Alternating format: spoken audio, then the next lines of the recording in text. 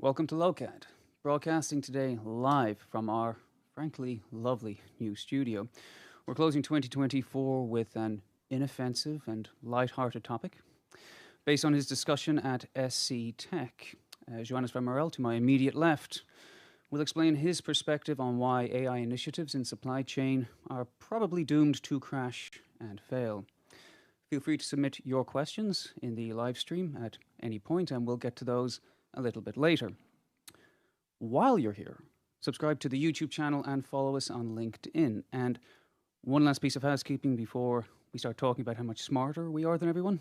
It would be rude not to acknowledge the effort of so many to make the studio you see before you so nice. Everything from the screens behind me to the microphones in front of Joannes and me, is a result of a lot of work at Lokad, particularly by Maxime Lerieux behind the camera over there, and Baptiste Grisson. So thank you both very much for your efforts.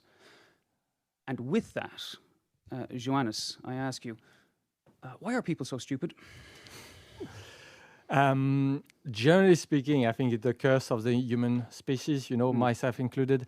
But actually, with this, I would say, with this playful title, yes, I just wanted to bring attention to the fact that what I typically refer to as the mainstream supply chain approach has been largely dysfunctioning for the last 4 decades. And it has been pretty much like a dead end in terms of technologies and in terms of practice. Again, for the last 4 decades, what companies are doing nowadays has barely changed conceptually since the late 70s.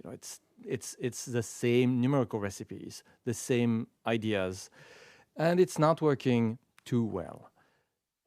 Now, the idea that you can just take things as they are and just drop a little bit of magic AI powder on top of it, and suddenly those problems will go away. I think this is insanity, or in the title, stupidity. And again, I don't think that people were stupid at the end of the 70s to try that. I just said that after 4 decades of consecutive failures, yes, I mean, it's never learning from your past mistakes. That's where stupidity starts. And that's why I say that when I see companies that try to revisit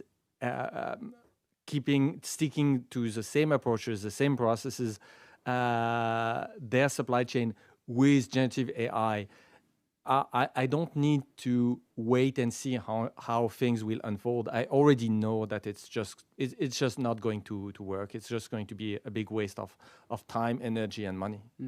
But a lot of people would, in fact, view AI as something of a silver bullet when it comes to supply chain initiatives. Like whatever's broken or flawed or based on poor assumptions will be remedied by the insertion of Gen AI, for example. So you're saying fundamentally that is a misguided approach.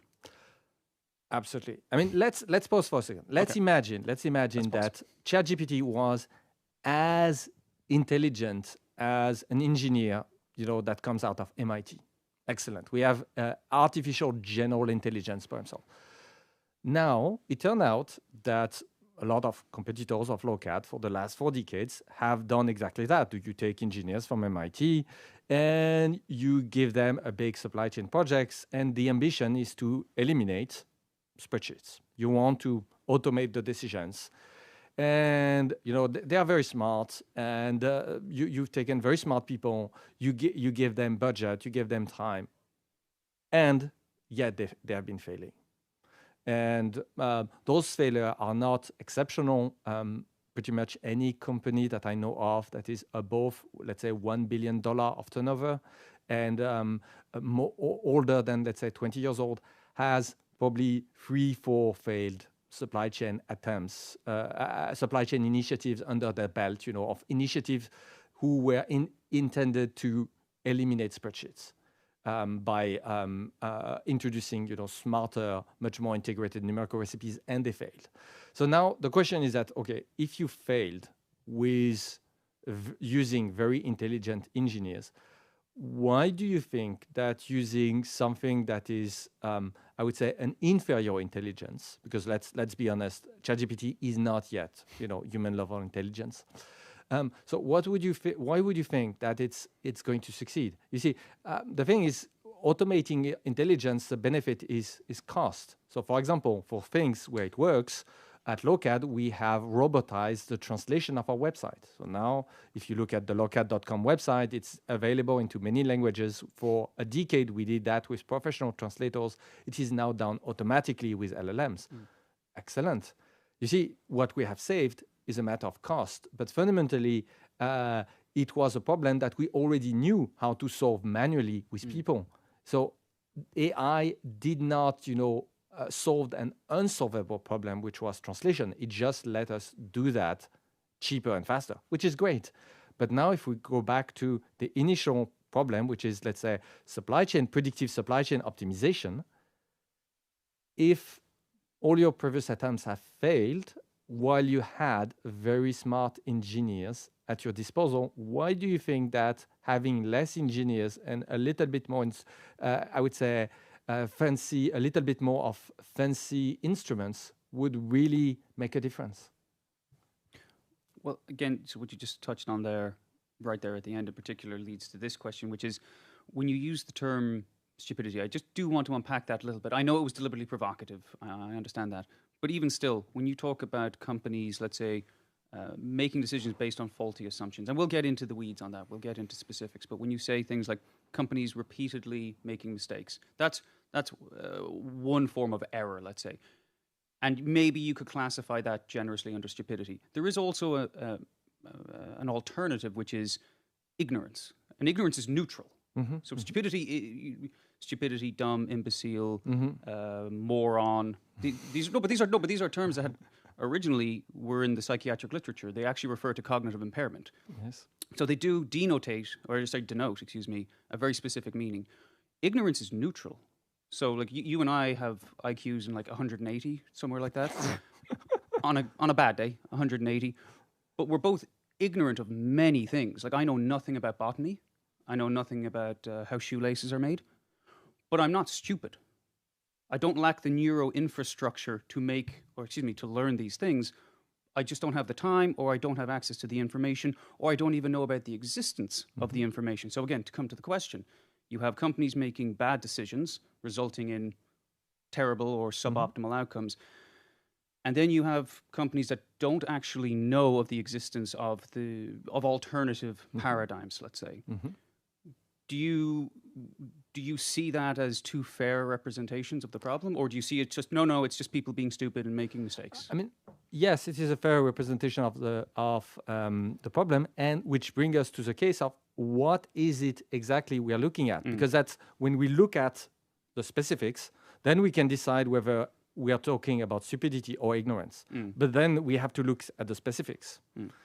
And the proposition that I have for today is that when we look at the specifics, it is so obvious, frankly, that claiming that it is ignorance again is a stretch. But let's go into the specifics. I was about to say. So let's actually get into the specifics. So again, you have four key proofs, four ways actually, if you prefer a Thomastic reference. You have four ways to demonstrate what you see as the problem of either, let's say, natural stupidity or natural ignorance in terms of, let's say, corporate decision-making. And they are, I've written them down, RFPs, time series forecasting, safety stock formulas, and service levels. Now, we'll get into each one systematically, but top-level view there, what is it about those four concepts, those four ways, those four proofs that you think demonstrate what it is your position is? I picked four, there could be 20, but at least four major ingredients of, let's say, the mainstream supply chain theory and practice. So I just picked, major intellectual ingredients that you can find in probably 90% of the large companies. Again, the companies $1 billion plus. For smaller companies, it varies a lot, but those practices tend to be quite uniform among, let's say, the larger companies. And so due to the fact that they are very widespread, we can have a look at those practices, and there is a theoretical component to it, but there is also the practice. And then we can just bluntly ask the question, does this thing even make sense? And do I need to have like an MIT PhD to realize that it's complete nonsense or not? That will be the way we can decide that whether it is a matter of stupidity or ignorance. If within a minute you can realize that it's complete nonsense by just careful examination of the subject, we are definitively in the camp of stupidity. If the only way to recognize that you are in error is to do a very fancy, sophisticated experiment that requires a lot of funding, a lot of time, etc., etc., then this is much more, I would say, an error in the category of ignorance. Well, let's, again, as I said, let's take them somewhat systematically. So the first proof in your argument is the existence of RFPs. Now, I presume that's a catch-all for request for proposal, request for quotes, request for information, etc. Is it? Yes. All? Okay. Yes, and again, specifically for enterprise software dedicated to supply chain optimization. We can discuss about. I'm not discussing whether RFP is the proper way to, let's say, source bulk paper or some kind of super obvious commodity. Well, the context is supply chain. Yes, and more specifically because, again, if you want to have barcode printers for your supply chain, this is not what I'm discussing. I'm specifically discussing about the whatever you want to source that is going to address your decision-making processes. That's by supply chain. That's what I mean. I don't mean the logistics. I don't mean hiring truck drivers. I mean the thing that are the decision-making processes that govern the flow. So all the fine print of what do you buy, what do you produce, at which price do you sell, where do you put your inventory, all of that. Okay. Well, then I throw it immediately right back to you. What's wrong with using the RFP process to source a vendor? So RFPs are completely dysfunctional. It's just you end up if you want to get a feel for the audience of what an RFP look like, just imagine if you had to write in a Word document all the things that you expect from your smartphone. It is such a nonsense. You don't know. You just don't know. It has like a bazillion features. It has most of your smartphone works because of a lot of things that you don't know about. It is just listing all those features is like an enormous amount of work. And if you were to list what you think your smartphone does, most likely you will get a lot of stuff wrong. Just again, imagine you have like hundreds of item points that you need to cover. And what are the odds that by producing those hundreds of pages of requirements for your smartphone, you end up with a document that disqualify both, let's say, Samsung and Apple. Yes, yeah. Most likely you will. Most likely you will. And so you see that the thing is that enterprise software is a product that is extremely complex. And this complexity is merely the reflection that the problem that you want to solve, supply chain optimization, is itself very complex and quite complicated. So you cannot expect like a super simple answer. You're not purchasing iron by the ton or crude oil. You're purchasing something that is very sophisticated.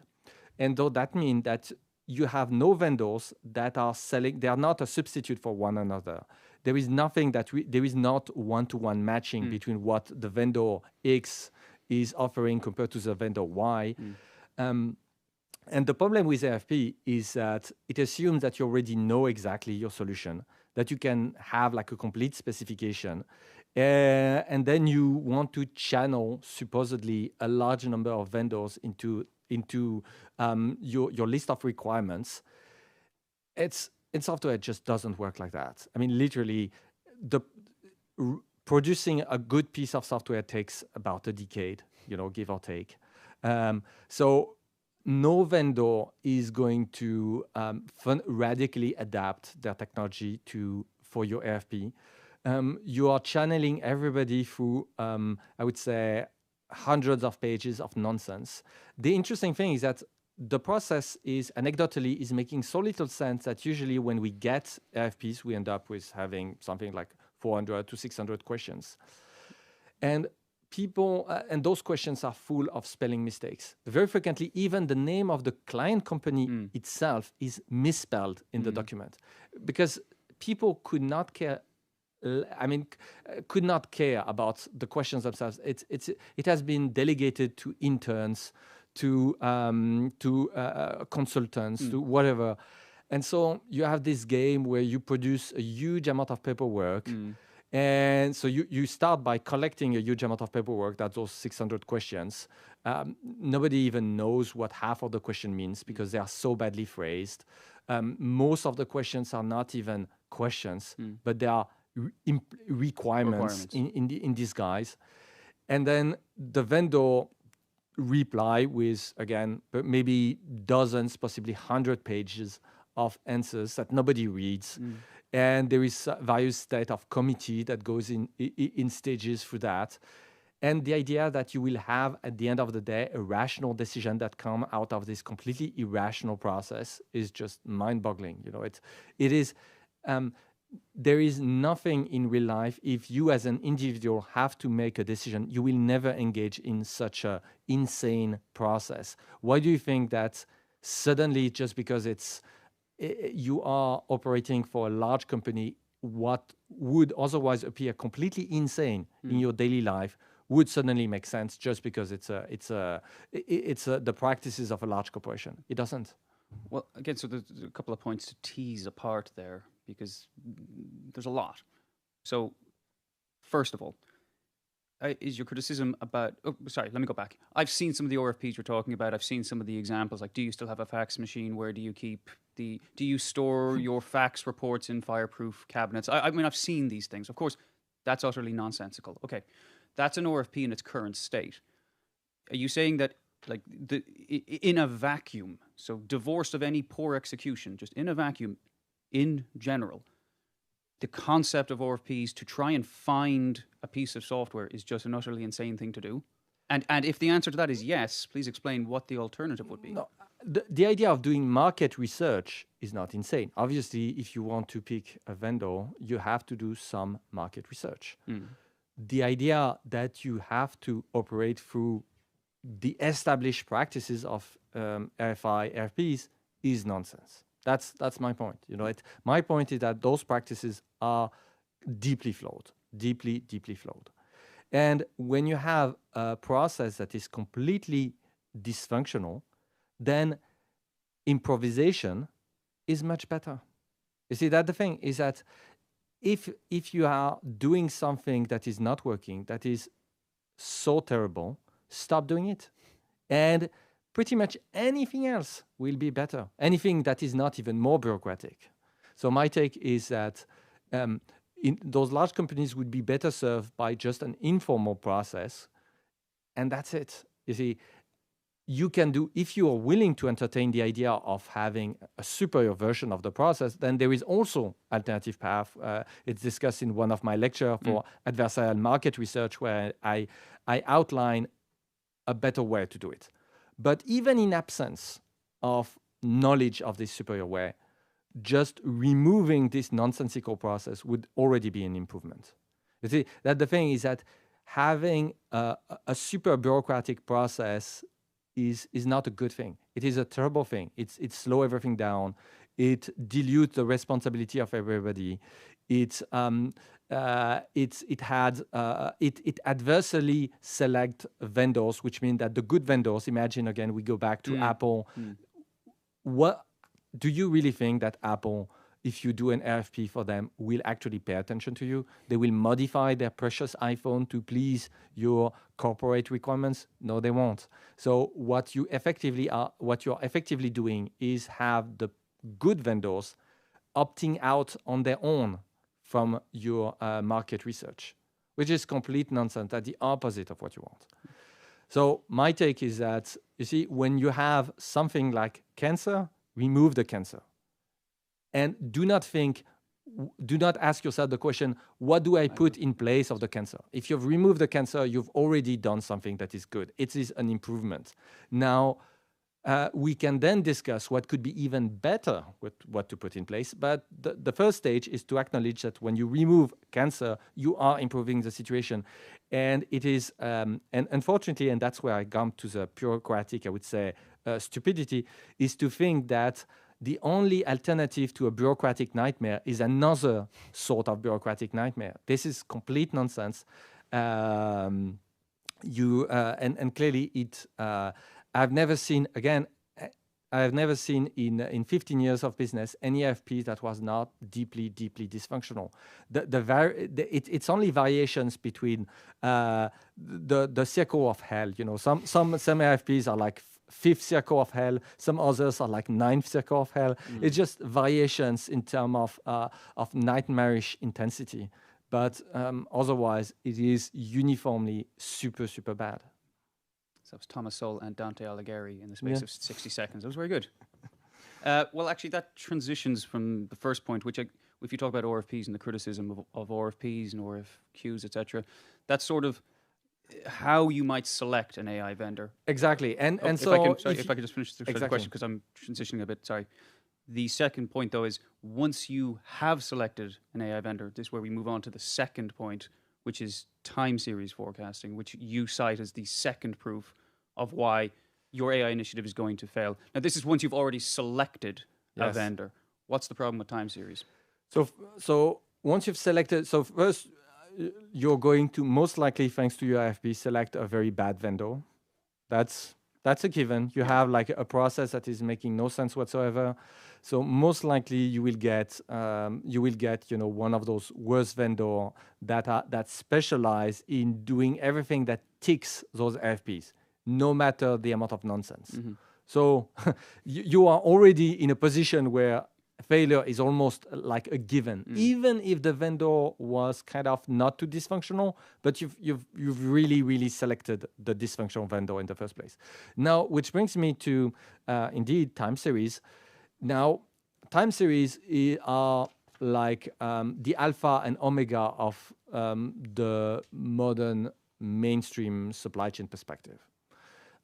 So again, what is a time series? Is just a series of points by according to a given period. That's going to be one value per day, one value per week or month, and then you will have. And when I say time series perspective, it means that you look at everything through, let's say, your sales or your flow per day, per week, per month, aggregated, and everything kind of fits those time series, and obviously, with those time series, what you want is, or at least according to the mainstream supply chain theory, what you should be wanting is time series forecast, which is extension of those time series into the future. So again, if you have your sales data up to today, you want to have the forecast, which is just those time series extended into the future. So you have like the amount of sales tomorrow, the day after tomorrow, etc. Well, what's wrong with just being provided with one actionable data point to plan for? For example, demand next week will be 10 units. That sounds great. The main issue is that the world, your supply chain, cannot be meaningfully represented with time series.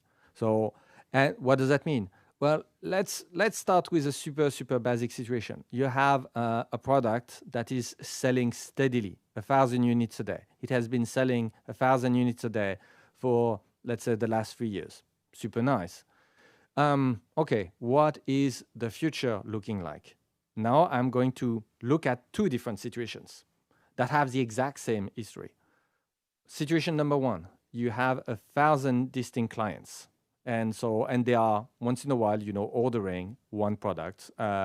And so in aggregate, those 1,000 clients give you 1,000 units a day.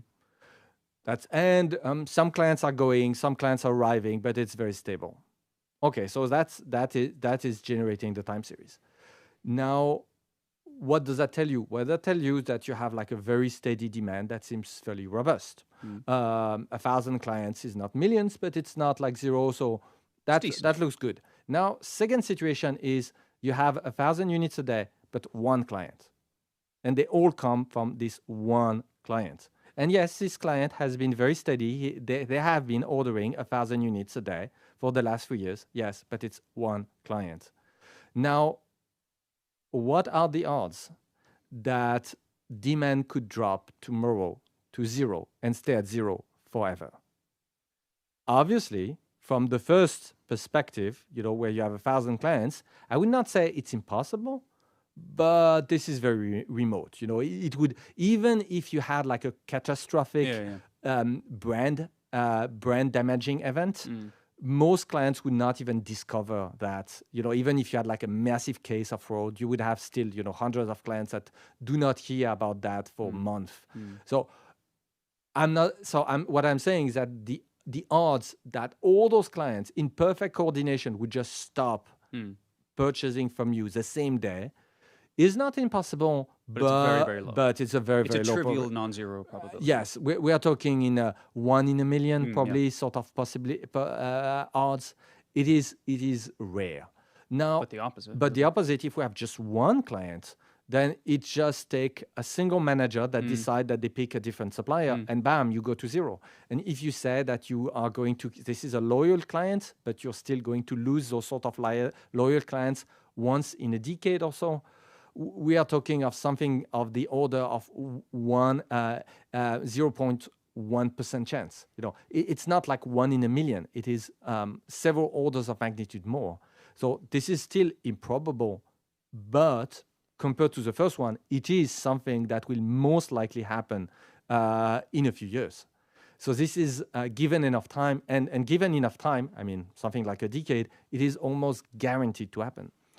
So here I'm just describing, a very, very basic, two very basic situations that have the exact same time series representation.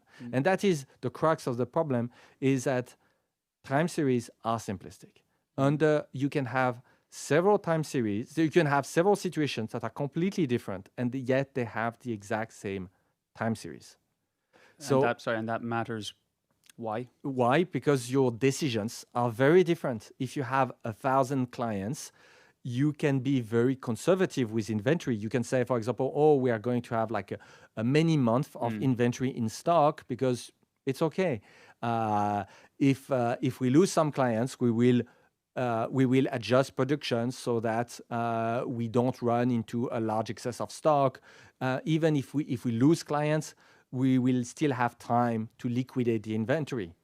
On the contrary, if you have only one client, that means that the day this client stops purchasing, your stock becomes dead stock overnight.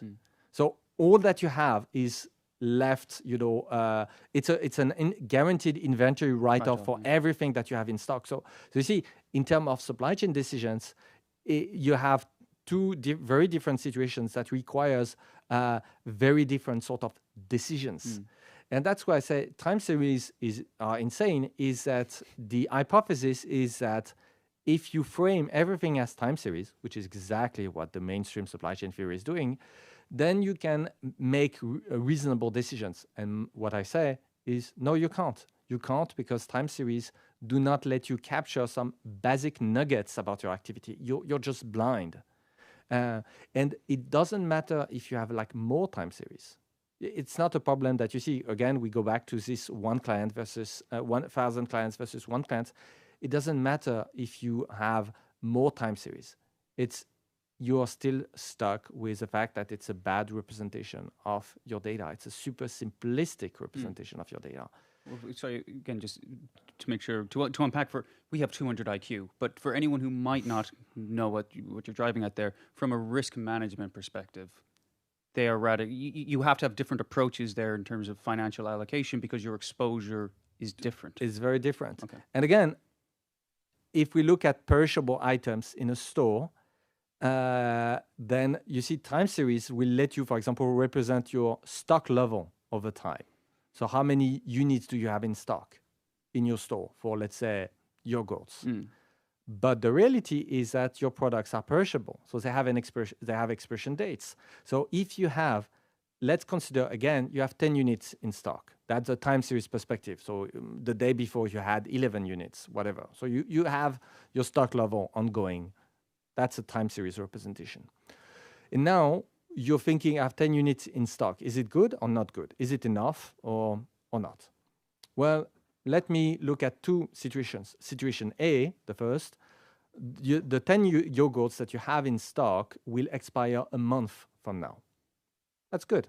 That's good. Someone who walks into the store, they will find yogurts with a month of shelf life in them. It is nice. For yogurts, it's nice. Now, let's situation B. The 10 yogurts expire tomorrow. This is very bad. Your clients are going to dislike fetching yogurts that expire tomorrow. Maybe one client will buy one, just for the consumption of the next day. But any mother doing, groceries for a family and wanted to organize the thing for the week is not going to buy yogurts that are going to expire tomorrow. So under the same representation, 10 units today, which is the stock level, you are missing a very, very important information, which is the composition of the expiration dates. And that is the sort of things that if you have a software system that is completely engineered around this idea of time series, this information will always be, I would say, ignored by the system, because again, the system cannot even see that. It is not part of the time series paradigm. And again, just to be very, very explicit for anyone listening, saying, okay, I hear all that, I understand what you're saying, I follow the examples. How does that influence AI? Like, how does AI fit into that picture there? So even if you're using time series or you're using probabilistic forecasting, so you have if you again go back to this smart engineer, if you operate with a paradigm where the key information is lost, that's the case with time series. It doesn't matter if the person looking at the time series is an AI or a very smart engineer or whoever. The key information is already lost. You see, that's what I say. If you look at your sales data through the lens of time series, you cannot see this one versus many customers. You cannot see the expiration dates. There are plenty of things that you just do not see. And again, if you do not see, when I say you, it can be an AI, or it can be a very smart engineer, or it can be a program applying some rules. Doesn't matter. The absolutely central information that you would need has already been lost. It doesn't matter how much technology you pile on top of this paradigm. All right. Well, moving forward just a little bit, we've covered the first two ways. So RFPs, we've covered time series. The third and fourth possibly we can lump together as metrics, which is safety stocks and service levels. So discussing those separately or together, what is your objection to these? Because these are quite common. I would say most companies keep pretty strict safety stock and service level policies. So the problem with safety stock, safety stocks for the audience is you assume that you have a time series demand forecast, and you assume that your demand is normally distributed, a Gaussian, that your lead times are normally distributed. And then you pick your service level, and that will give you a target stock quantity to keep on hand, and that's called the safety stock. That's what safety stock really is. I mean, technically, you have like the working stock, which is the average demand, and then the safety stock is the extra component on top of the average demand. But that's a technicality. Overall, if you sum the working stock plus the safety stock, that would give you the target stock quantities that you want to keep. Okay. What is the problem with that? The problem is that it is the wrong way to look at inventory management. If you have to think, the goal of the company is to make profits. That's a given. Safety stock is a non-economic perspective on those decisions. What does that mean, non-economic? It means that it's something that is not even making an attempt at optimizing the profits. So the problem is that we have something that is not even attempting to optimize the profits. Why do you think this thing is going to be good profit-wise? So let's roll back and say, how do you actually optimize to make a profit? Well, it's very simple. You look at, let's say, again, simple situation, a store. Let's pick the first unit of inventory that will maximize your returns. I pick this one, I put it in the store. That's, the thing that gives me the highest return. I pick the first unit that do that, I do that. Then I have to repeat the process, a second unit that maximize the returns. Because it is a store, I most likely the second unit that I will pick will not be the same product than the first unit. You see, because the point is I want to spread out my extra units to cover more demand. So if I tell you you can only order a first unit, you pick one unit, and now I say you can now pick another second unit, most likely you want to take something else, because at minimum you want to increase a little bit your coverage in terms of demand for this store. And if I tell you that you can pick now a third unit, you will again pick something slightly different. So the point that I'm making is that the safety stock perspective adopts a perspective that is completely non-economic, in the sense that it looks at a product in a store. And just again, for the audience, a mini market would have like 5,000 distinct products on the shelves. So it looks at one product in isolation, and then it decides in isolation whether you want more or less. And I'm saying this is nonsense. Again, just let's have a look how, if you have to do it manually, you're in a grocery store, you would not think in isolation if you need more or less of something. It's a trade-off. You have a limited shelf space. You have limited amount of money. So you would think, do I have enough of this product? Should I reorder enough of this product? Or is there anything else that I should be reordering first? That's how you think in terms of return on investment. That's how you can think in terms of from an economic perspective.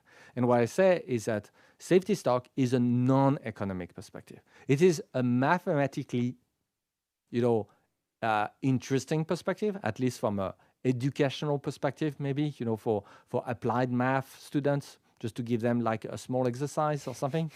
But if we have to get to a real world supply chain, and again, I'm taking like a very, very simple situation, like a grocery store, which is about the simplest thing that you can think of.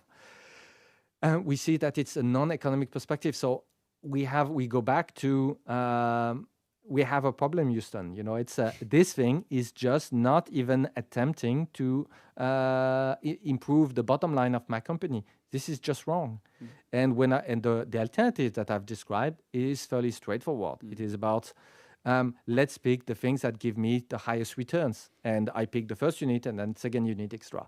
We can go into the technicalities on exactly how we do that, but those are technicalities. So you see, my criticism with safety stock is that it cannot possibly be being like a non-economic approach. It cannot ever be, a reasonable approach. And by the way, in practice, you very frequently end up with nonsensical situations, such as you compute according to your safety stocks all the things that you should be putting in your store, and it doesn't fit. Now what? You see, that's where you end up with insanity. You end up with your safety stock tell you that all those products need all those units. And because everything is done in isolation, you have 5,000 products, and for every single product, you will get a quantity. And when you do the sum of all those quantities, it do not fit. If we go back to your AI, what is your AI supposed to do? Again, your paradigm says you compute your safety stock. Your AI can maybe help you to compute more precisely your safety stock. I don't know. I'm not even sure exactly how that would help. But the reality is that you have a paradigm that is broken by design. Your AI, no matter how the AI computes your safety stock, will still end up with those weird paradoxes. And what does that even mean to improve if you have like a non-economic perspective? Your AI, again, is just, she cannot conjure meaning out of something that is that doesn't have like an economic meaning. Well, before we cover service levels, I do want to pick up on one point that you made there. You described safety stocks as a non-economic perspective. I understood that. You did also talk about they view SKUs, again, to take the mini-mart example, in isolation, and that's flawed. Yes. Well, then the opposite is presumably to look at things in combination. Could you sketch that out a bit more, or that point about isolation v combination? Yes, I mean, again, supply chain is a system. So everything that means that you cannot disconnect a part without, changing its nature. So a product sold on a shelf in a grocery store, it's not the same thing if I'm selling this product in isolation. People, when they want to go to a grocery store, they expect the range of products that you have, not one product. And that's the same thing for pretty much any supply chain that is like non-completely trivial, like a toy example. A real-world supply chain is going to be like that. If you're producing cars, you have to bring together all those parts to have functional vehicles at the end of the day. You cannot remove the wheels and say, this is a car. A car minus the wheels is not a car. It's just something. A paperweight. Yes. So you fundamentally, you have systems where you have, for this flow of physical goods, where you have many distinct types of physical goods, and they only make sense when they are put together. It doesn't mean, obviously, in a car, if you remove the wheels, then the car doesn't work at all. In a store, you can decide, in a grocery store, you can decide that maybe you don't want to have mustard on the shelf. Maybe clients are okay with you not having mustard. But on the contrary, you need to have like 3 distinct types of mustard. So there is obviously a lot of subtlety. It's not, depending on what you're looking at, it's not something that is like black and white. But fundamentally, when you start selling in a grocery store mustard, it only makes sense with regard to what you're selling that goes along with it. You see? So what I'm saying is that when you adopt a perspective that puts those things in isolation, you're missing the point. You're missing the point of what makes a store attractive. You're missing the point of the sort of dynamics that goes on. And again, people come into your grocery store and they purchase not one article. I mean, some clients may walk and purchase one item, but most of them will have like a basket and have many items. So you see, what I say is that when you go for the safety stock perspective, you adopt a very strange, super simplistic mathematical perspective that puts your SKUs, so your products, in strict isolation from each other, and that doesn't that even considering the simplest sort of supply chain that you can think of, like grocery store, it already doesn't make any sense. So why would you think that it's going to make more sense in anything that is going to be more complicated, like aviation MROs or whatever? I mean, Lokad has a specific term for that now, like the basket perspective. I think we actually released a flashcard on LinkedIn a couple of weeks ago, or maybe a month ago, describing that, again, the concept that, as you said, people don't typically walk into a supermarket and buy a thing. They will buy with a list in mind, and the absence of one thing, the losses of somebody choosing, if people buy multiple things, they come in and buy 10 items, and the 11th item that they wanted was not there, and it is a critical item. You don't just lose the sales of the 11th item, because if the person leaves because of the absence of the 11th critical item, you lose the totality of the sales in that basket. So it's the basket perspective. There's a relationship between all of these things. Yes, and the thing is that if we go back to safety stock and AI, once you have adopted your safety stock perspective, you see, it doesn't matter whether your AI is super smart or super dumb, cheap or expensive or whatnot. It is already stuck in a corner that is a bad place where there will be no solution whatsoever. You see, so that's why I say, natural stupidity always trumps artificial intelligence. Is that it doesn't matter the sophistication of the technology, its accessibility, its maintainability. All of that is made completely irrelevant by the fact that you've already framed the problem in ways that are nonsensical. I would agree with you. I do. Naturally, Joannes, secret. I agree with you on that. But what I would say is, I think that's a really good example of the distinction I said earlier between natural stupidity and ignorance, because what we just described there is real. It is a real phenomenon, but it is very abstract. It requires a degree of understanding about the relationship between things that are not immediately clear. I disagree. I mean, here, whenever you can have a discussion with someone who is completely uneducated running a store, and they will know that, it's not magic. We're not talking of like super advanced math.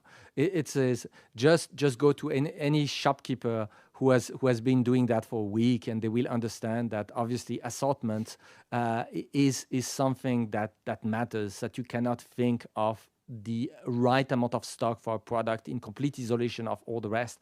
In fact, it is a sort of I would say, very elaborate absurdity that takes a university professor to propagate. It is absurd, and the only way to successfully promote this sort of idea is to be in an environment where you're completely protected from the real life consequences of this very bad idea.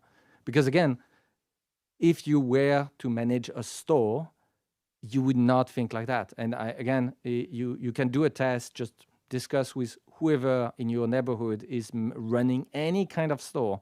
If they think like that, they don't. They will, if they happen to be, you're talking to the person who is managing the inventory, who is passing the replenishment order, like a mom and pop shops, they will obviously think in terms of the wall.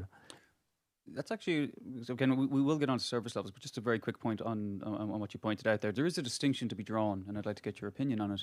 The difference between, let's say, enormous multi-billion-dollar conglomerates, like enormous companies with incredibly large supply chains, passing orders, let's say, in terms of supply chain decisions, it could be hundreds of thousands per day. And then you contrast that with, as you just said, mom and pop stores, where it's Joannes' store. And Joannes has to make Joannes is taking the money out of his pocket to buy these things each day. And it reminds me of something I think Peter Cotton said when we spoke to him, I don't know, a year and a half ago, 2 years ago.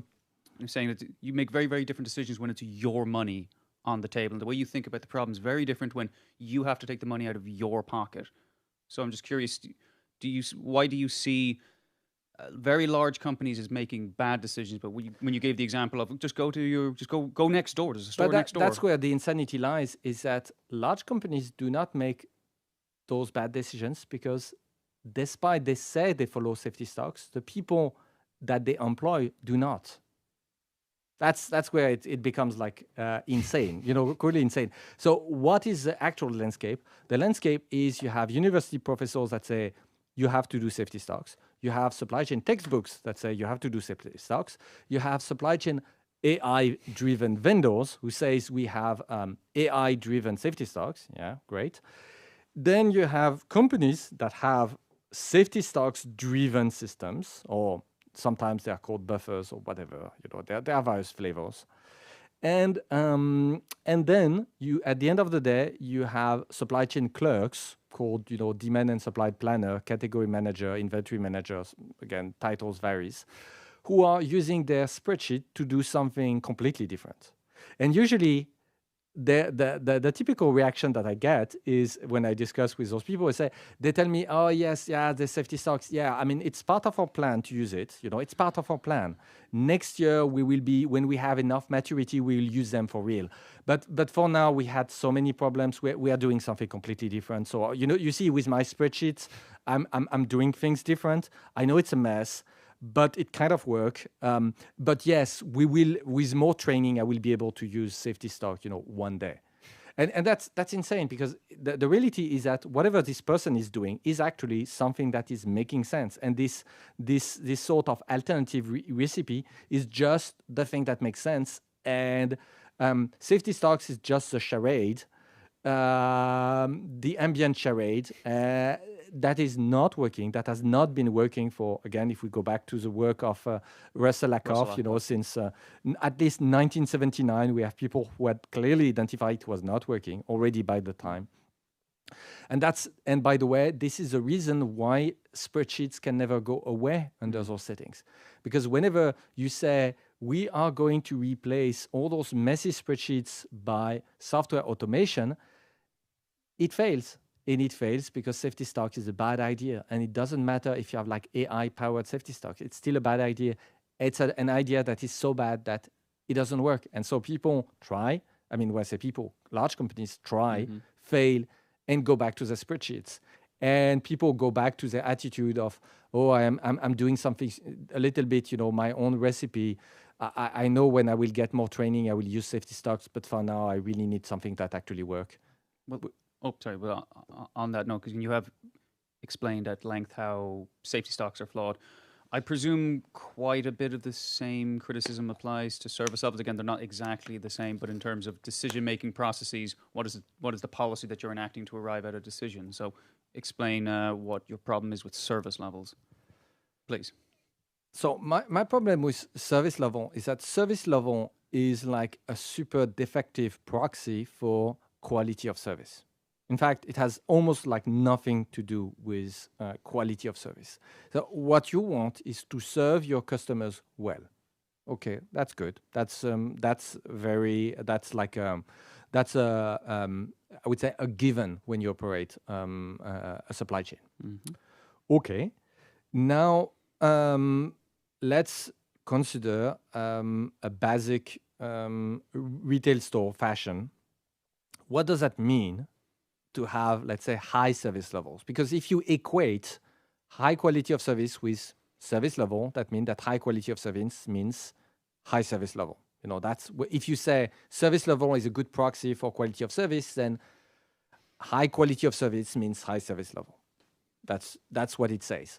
Now, if you have a store selling, a collection for your fashion brand, you sell your collection. What does that mean to have high service levels? It effectively means that you still have every product, at least a few units, on the shelves till the very end of your collection. That means that if you have high service levels, it means that your store is still full of stuff by the very end of your collection. How do you put in your store the next collection? So obviously you have like a massive problem, which is if you want to ever be able to put in your store the next collection, you need to make room by letting the old collection go. That means accepting that for those products, service levels will go to zero.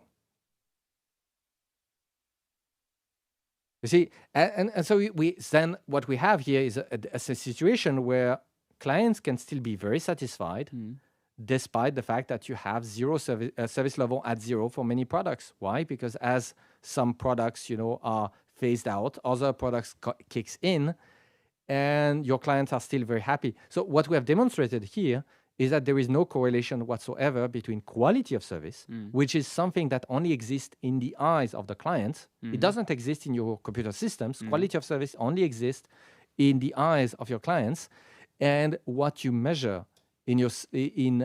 with your little numerical recipe, which is service level. So again, what I'm saying is that if service levels are like a super bad proxy, to quality of service, why do you think that an AI that is supposed to drive your service levels is going to do things that are that makes sense for your company? Just like my criticism was for safety stocks. This is not an economic perspective. I say here you have a concept service level that is not a quality of service perspective. So okay, you give an instrument to improve to your AI, so your AI has to deal with this instrument service level, but it turned out that this instrument is completely inadequate to answer the problem, which is quality of service. Oh, if I can just jump in on that point, because again, you've used a couple of nice phrases, one of which was service levels are a super defective proxy for quality of service, and quality of service only exists in the eyes of customers. But then that leads to the question, well, basically a two-part question. One, what is a good proxy? And two, if quality of service only exists in the eyes of customers, then how the devil are companies supposed to actually know if they have good quality of service? Those are very good questions. Thank you. Let's first, if we start by looking at proxies, let's do some thought experiments. That's a way to weed out the super bad ones. We don't even need to do an actual experiment with an actual store. We can just do it as a thought experiment. That's very cheap. So the first thing is that we have to agree that if we take a store, it has the same products on the shelves, nothing has changed. Whatever we think is quality of service is not changing. You see, so if I look at the same store, same products, same time, and I don't change anything, then whatever I think is the quality of service is not supposed to change. Let's revisit service level. I have service level will tell you the one way, like many companies measure service level, they would just take, let's say, the percentage of products that are out of stock, that are or not out of stock. So if you have like 97% of your products that are not out of stock, you will have like 90% service level. There are different ways. I'm taking a way that is looking at service level through stockouts. This is when you do, I would say, a safety stock optimization. That is a slightly different perspective. But here, this is the way where it's many companies operate with this sort of report. So that's the one that I'm going to use. Now let's imagine conceptually that we have decided that the assortment of the store is doubled. So we had our fashion store with, let's say, a typical fashion store would have, let's say, 3,000 articles, distinct articles. Now we say that this store is supposed to have 6,000 articles. But in the store, we still have the exact same 3,000 articles. So you see, conceptually, in the computer system driving the store, we have just declared the assortment to be twice as large, with more variants, more color, more sizes. Okay, did we change anything from the perspective of the clients? Obviously, no. It's still the same store, same pens on the shelves, same color, same sizes. Nothing has changed. But in the computer system, we have doubled the range of the eligible assortment. And by doing that, we have divided the service level as measured by your computer system by 2. We were at, let's say, initially 97% service level. Now we are at something like 48. And we haven't changed anything to the store. So you see, so that's why I say through experiments of thoughts, if you have a proxy that when you tweak your computer settings, while not changing anything in the store, you modify, you can bring arbitrary large changes to your numbers, then your proxy is complete nonsense. You see, what I'm saying is that whatever you want as a proxy of for quality of service should obviously not depend on technical details within your computer systems. It should be, it would be insane if, just imagine again, a physicist that says, what is the weight of this bottle? And then the answer depends on the fact that whether the computer system is configured in Russian or French or whatever. That's just insane. It's the answer is obviously completely independent. Or imagine that depending if it's a Linux machine or Windows machine gives you a different weight. Insane. So obviously you're looking at characteristics that should be completely independent from your computer system. And here what I'm saying and what I've demonstrated with service level is that by toying with the assortment, you can have wide variation of the service level. This is again a demonstration how insane this measure actually is. And so my take is that if we have to go to the quality of service, again, we are back to if you have something that is thoroughly insane, should you operate with or without it? And my take is without, even if you don't have an alternative. Again, that is, we are back to the case of if you have a tumor, remove the tumor, you will be better off without the tumor. And do not think yet about what you should put instead of the tumor. So can we have actual high quality measurements for the quality of service? Yes, we can have. This is, I would say, an entire completely, I would say that's a completely different track of discussion. I would prefer not to go into this area. But you see, my point with again, the point for this discussion is that you cannot overcome natural stupidity with artificial intelligence. Another way to say that is that no matter how sophisticated your techniques, if your premise is like is very bad, it won't solve that. You know, if you start with a broken concept, a broken paradigm, it doesn't matter how much instrumentation you bring on top, your paradigm remains broken. Yes. Yeah, okay. Well, we can accept that. But the thing is, the immediate response to that is, so when you say, okay, well, these ideas are stupid and the paradigms are broken and they're not going to lead to better decisions, the obvious riposte to that is a CEO who says, well, what are you talking about? I did 10 billion in turnover last year using safety stocks, using service levels, using RFPs, using time series forecasting. And while there's no upper bound to how many things can be true simultaneously and look as if they conflict, you do surely understand that for certain people, hearing you're stupid for doing these things or you're ignorant or whatever, like these are bad ideas, but they will often just point to bottom line and say, but look, I'm doing really, really well. What are you talking about? So let's restart from the beginning. Fashion stores, we have clients. We're saying we had discussion with prospects become clients over the years, and they were telling us we optimize service levels. That's what they say. And if you look at the process, that's what is written in the process. And then when you start looking at what practitioners are doing, they're not doing that. So we are back to safety stock. It turned out that stores, pretty much, again, a fashion store, when the next collection is coming, suddenly they decide that they are not going to reorder nearly as much. They intentionally let the the service levels drops quite enormously, intentionally. And then when it's finally time for the new collection, you have like a short sales, and suddenly you have enough space in your shelves to bring the new collection in. So we are in a situation where companies, and especially top management, will say we use service level here. Mm-hmm. But the reality is, no, you don't. People on the ground are doing things that are different. And that's why, once more, when you try to automate, it fails. Because when you try to automate, you are actually trying to enforce this dysfunctional idea upon your supply chain.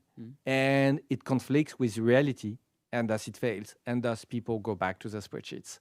And that's the interesting thing, is that I think where there is, I would say, an enormous amount of cognitive dissonance in the I would say, modern supply chain world, is that some of the major tenets like time series, safety stocks, service levels are completely broken.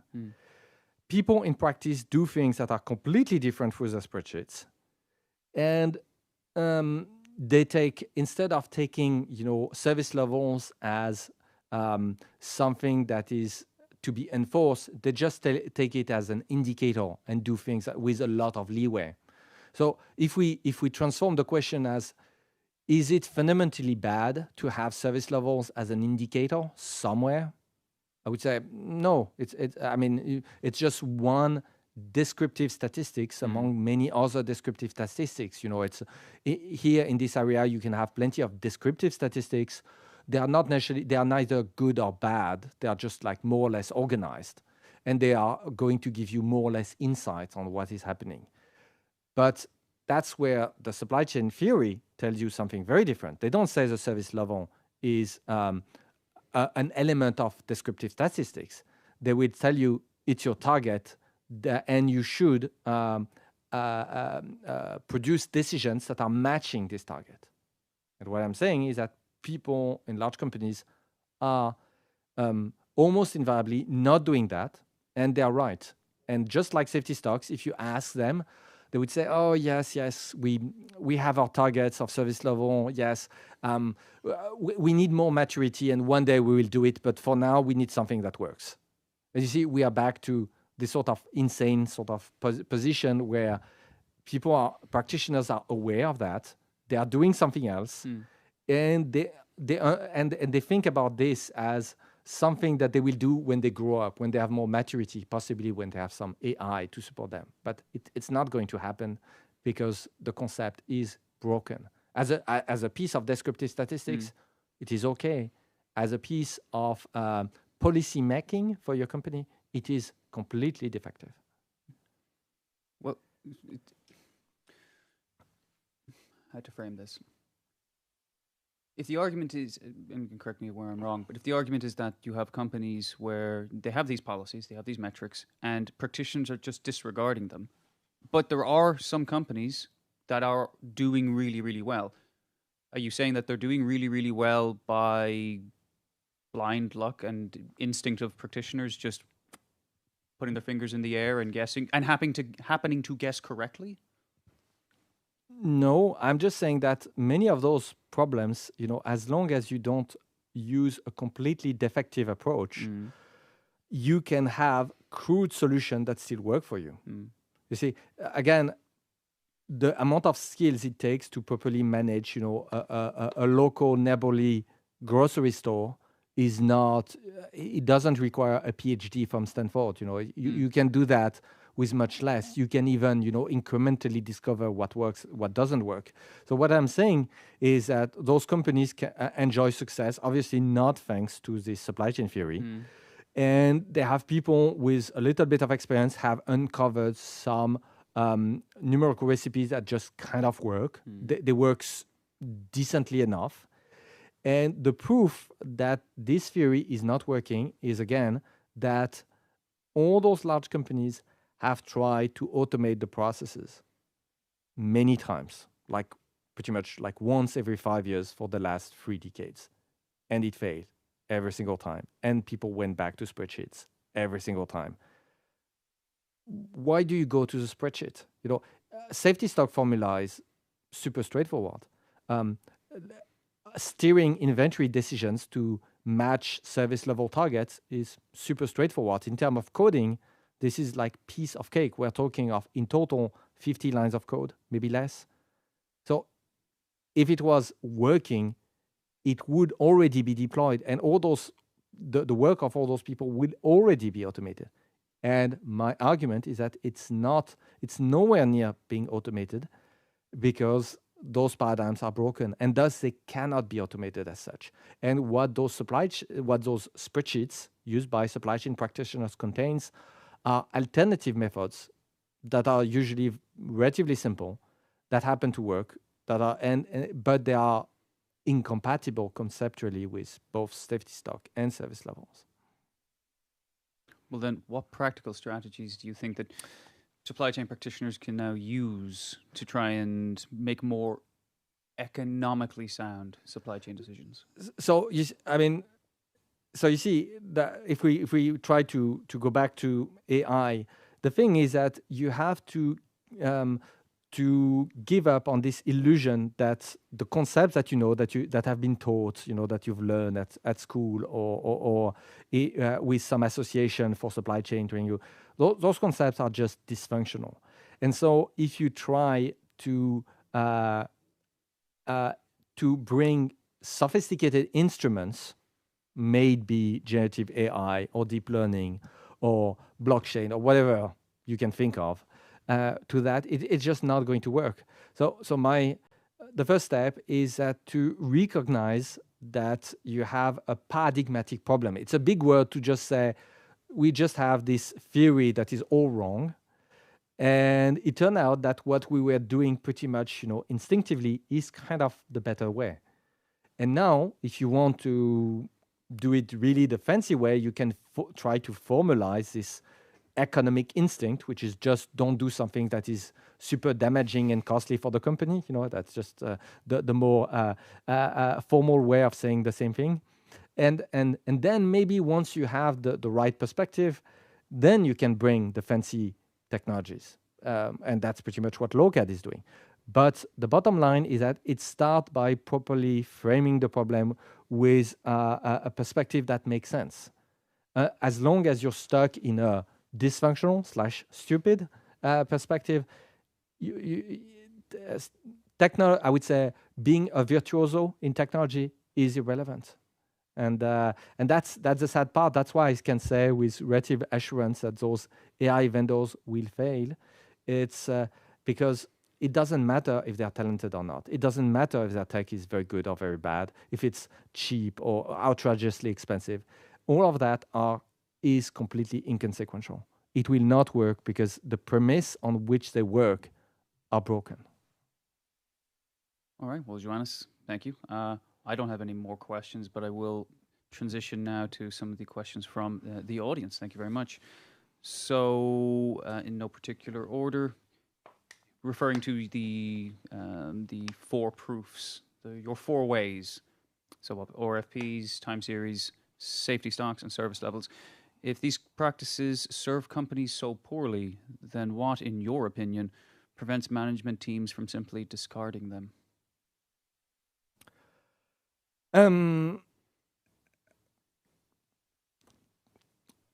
Changing anything in large companies is difficult, but there are a class of changes that are even more difficult.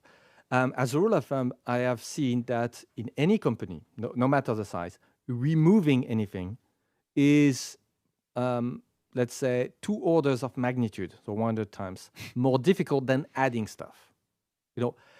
To add a new process is easy. To add a new position is easy. To add a new piece of software is easy. To remove anything is very difficult. Particularly in France. Yeah. But everywhere, we can joke about France having still the Banque de France, who is an institution dedicated to the management of francs, which do not exist since 1992. We have an entire institution which is dedicated to manage a currency that didn't exist for 30 years. And by the way, it's like 14,000 employees in Paris. But I digress. You see, but the thing is, what happens on a grand scale in, I would say, governmental settings, just happen on a smaller scale in large companies. Bureaucracies have a tendency to grow on their own. That's a Parkinson's law. So the question is that why do management not remove that? They have something that works. And the thing is that people are already doing something different. You see, so the official corporate policy is everybody is using safety stock. The reality is that there is so many manual overrides driven by by spreadsheets that effectively the company is using something completely different. That's the state of affairs. We have the charade that is still playing that the company is safety stock driven. I say, well, that safety stock is still an important feature of the supply chain of the company. It is not, but ultimately, the management would say, what do I have to gain by making it official that safety stocks are no more? Ultimately, it doesn't change anything because people are already not using that. And that's the same sort of things, is that once you have a reporting for service level, it doesn't really make any sense. But the upside of removing that on the very short term are limited. Very short term. On the long term, the upsides are enormous because it paves the way for doing something that is actually much more sensible. But on the short term, it is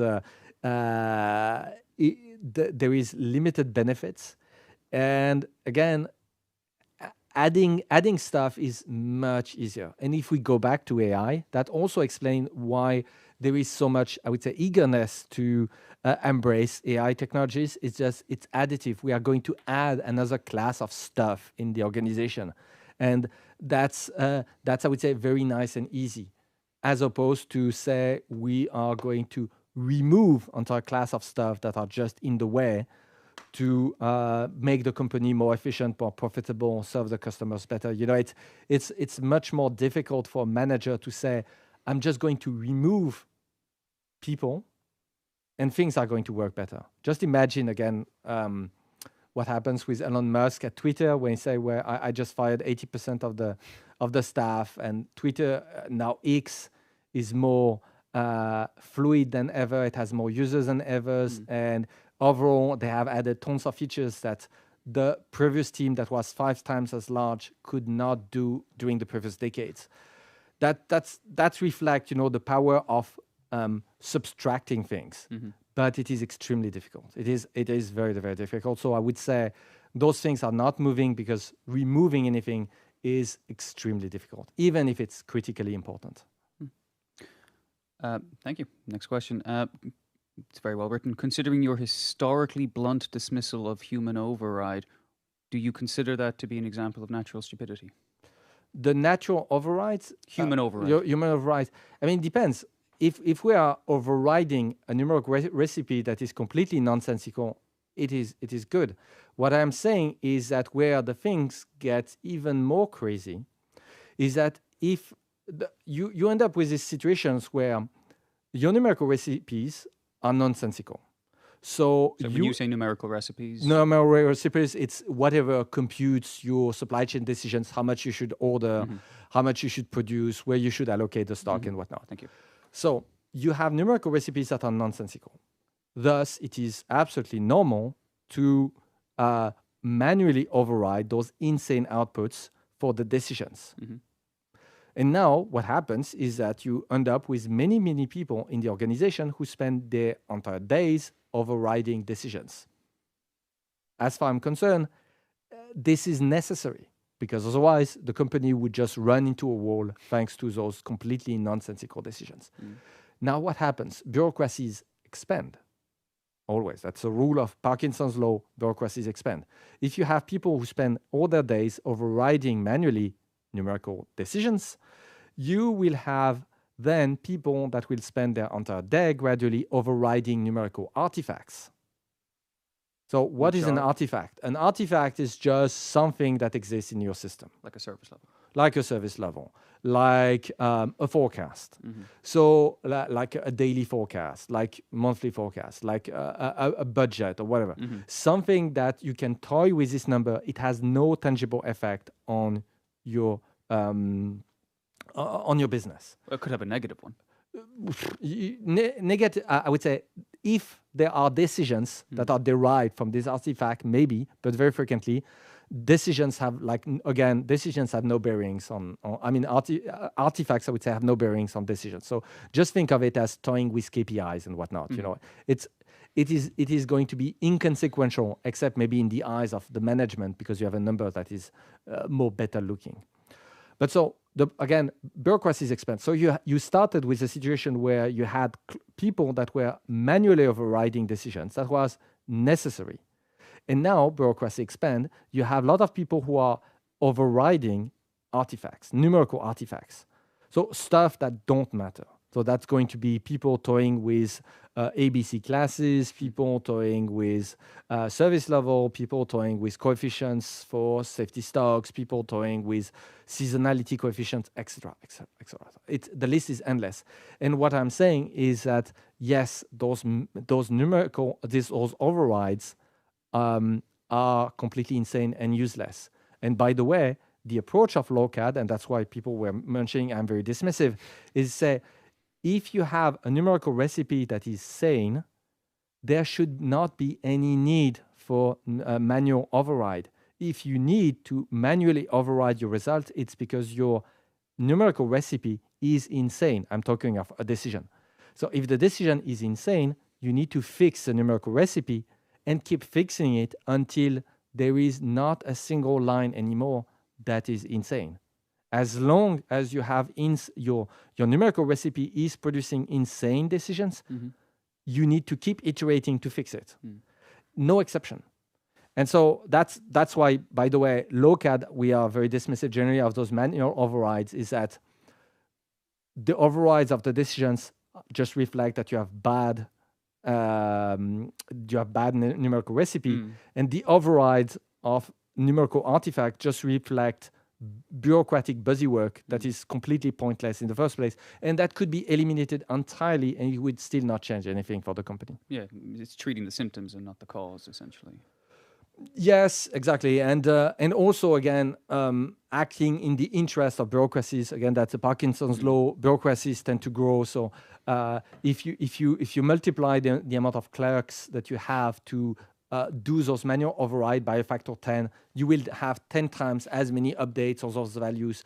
It will not make your supply chain any better. Well, good enough for me. Thank you. Next question.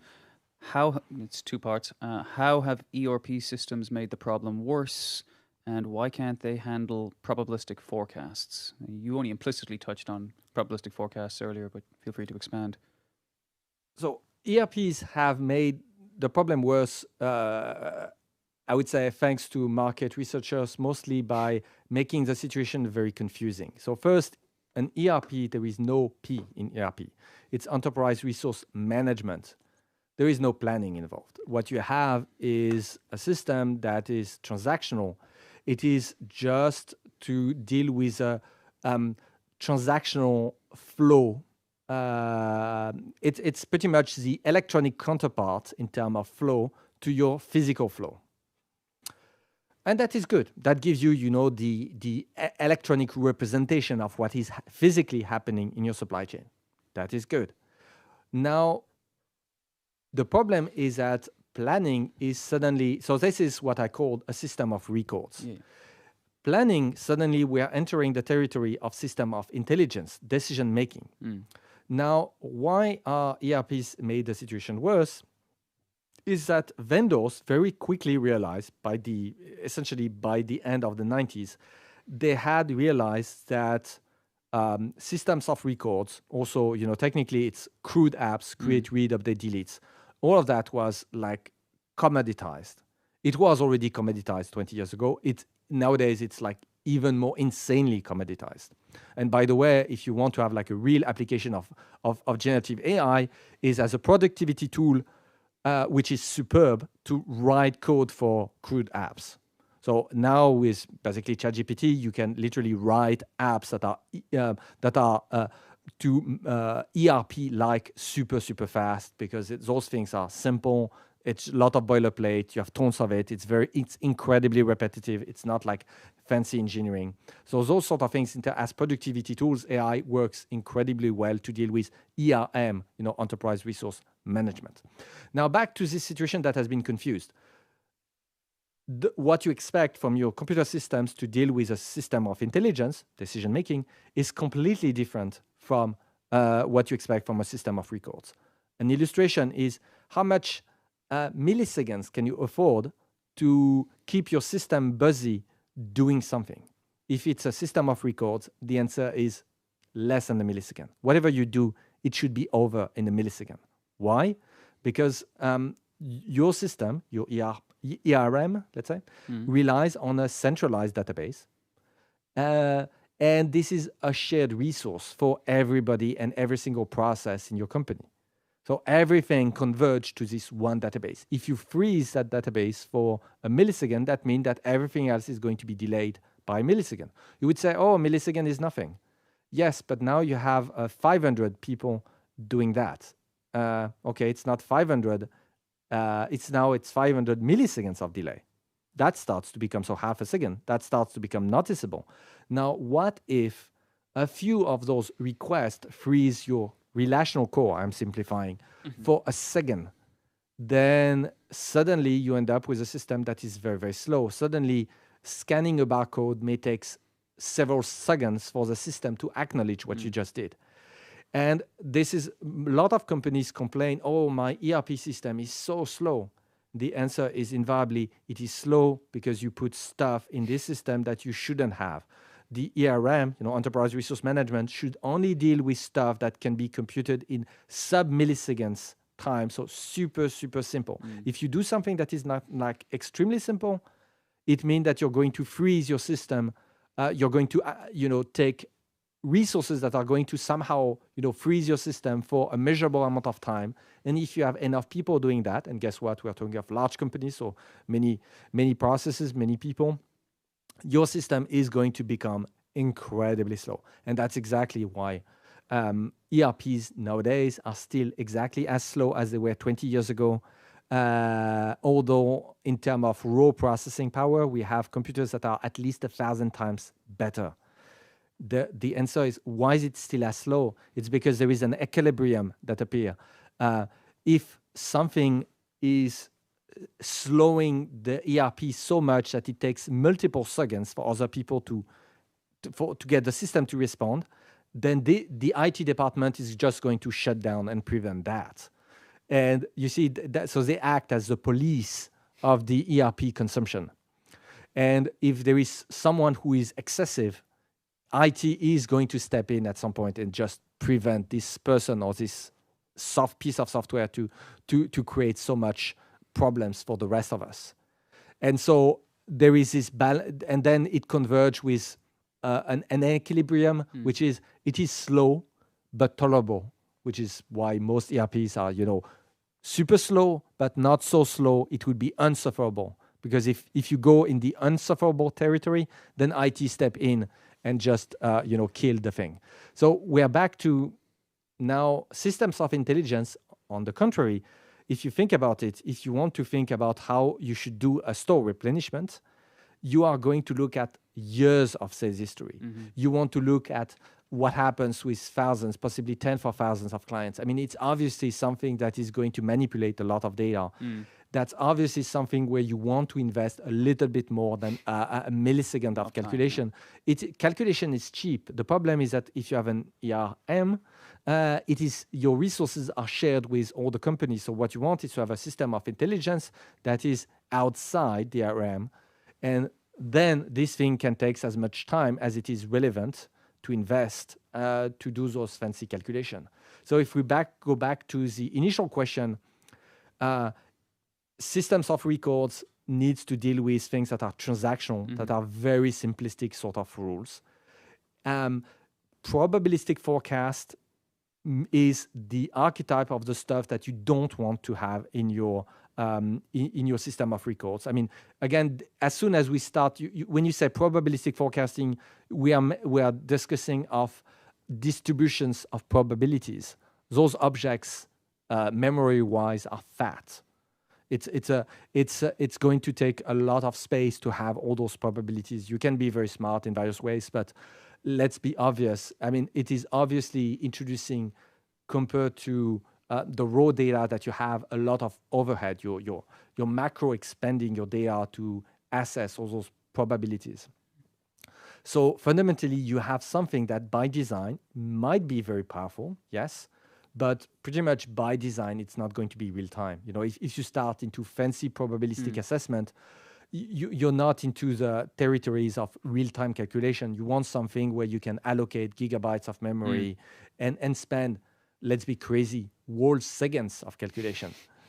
It's okay. It's okay. Most supply chain decisions can afford a few seconds of delay, but not your ERP. Well, again, just to follow, this is actually just me, just to follow up on that point about systems of intelligence. And again, the lack of necessity to have real-time calculations, depending on what it is that you're trying to calculate. So just to give an order of magnitude here, if you gave the example of an inventory replenishment order, if you were talking about a store or a client, let's say 300 stores and round numbers, 50,000 SKUs, you will be talking about 10 hours, 12 hours, like overnight processing to arrive at these decisions, as opposed to the system of records, which would just be lickety split. But you want to keep your calculation under, typically at Lokad, that's what we do is 60 minutes, but for a reason that is completely different. Okay. So yes, in theory, you could have a calculation that takes 10 hours. In practice, it's a very bad idea, because if your calculation crash in the middle and you have to restart, that means that you are creating operational problems. So you want to keep your calculation in I would say, sufficiently short so that when you need to redo it, there is still plenty of time. And the second reason, it's even more important, is that this calculation, you're not going to get it right initially. As I said, a numerical recipe, as long as it produces insane results, you need to modify and update until you have a numerical recipe that generates no insane decisions whatsoever, which means a lot of iteration. If you have something where the calculation completes in under 60 minutes, it means that an engineer can do maybe 5-6 iterations a day. if you have something that takes 10 hours, it means 1 iteration a day. I mean, you really want to have something where an engineer can iterate many times a day. And frequently at Lokad, when we are in design mode, when we craft a new numerical recipe, we'll try to keep the calculation under a few minutes, so that we can have literally dozens of iterations per day. There are examples, though, again, to switch from, let's say, retail to something like aerospace, there are examples where you would want the decisions to be generated in a handful of minutes rather than even an hour. Like 60 minutes could be catastrophic financially. So again, it's not to say that the fastest we can do is 60 minutes. It's rather depending on the context of the vertical. Absolutely. But even, you see, you have to appreciate that between 1 millisecond, which should be your performance target inside an ERP, and a minute, we are talking of almost 5 orders of magnitude. This is very different. This is literally this is more than 10,000 times more. You know, it's which means that you can do things very, very differently. If you want to operate under a millisecond, it is very, very difficult. Plenty of things are just not even possible. Even the speed of light is quite slow. I mean, if you are talking of things that operates under a millisecond, that means, you know, the speed of light is only going to go for 300 kilometers. That may sound a lot, but if you want to think in terms of back and forth, that means that 1 millisecond is literally speed of light to, you can't really go further than 150 kilometers. If you need to go, so you see, it is a sort of speed where suddenly any network communication is out of the picture. So if you want to stick to sub-millisecond sort of performance, it is not allowed to do any kind of network communication. Even loading things from a spin disk is kind of out of the picture. A spin disk, so a disk that, you know, that rotates, a magnetic disk, the latency will be something like 10 milliseconds. So even loading from something from a disk is out of the picture. With an SSD drive, you know, solid state drive, you can do that, but even there, you won't be able to do many accesses. You can do maybe a few. So what I'm saying is that there is an enormous amount of difference between what you can do in a millisecond and what you can do in a minute. In terms of computer design, it's completely different. If you have a minute, you can do a lot of network calls. You can do a lot of fancy calculation. You can load a lot of data. It is vastly easier to engineer. Well, Joannes, thank you. There are no further questions. Thank you very much for your time. It's been about an hour and a half. So I'll give you a minute for a closing thought. Anything you want to say before we leave? No, I would say a lot of mental fortitude for all the people who are engaged into AI processes for their supply chain, because, well, those processes will fail. I'm very sorry. I'm very sorry, guys. It's just so. And happy Christmas. Don't take it personally. I mean, I think you can take comfort. I think to those people, you can take comfort that your skills are irrelevant, you know, and by the way, the skills of your vendor are also irrelevant at this point. So it doesn't matter if you're good or bad, you know. That way you can have you can think of yourself, you know, not too poorly when facing the failure. You know, don't take it too personally. Failure was guaranteed. It was doomed from the start. Yes. Well, on that cheery and festive note, Joannes, I thank you very much for your time, and thank you all for watching. We'll see you in 2025.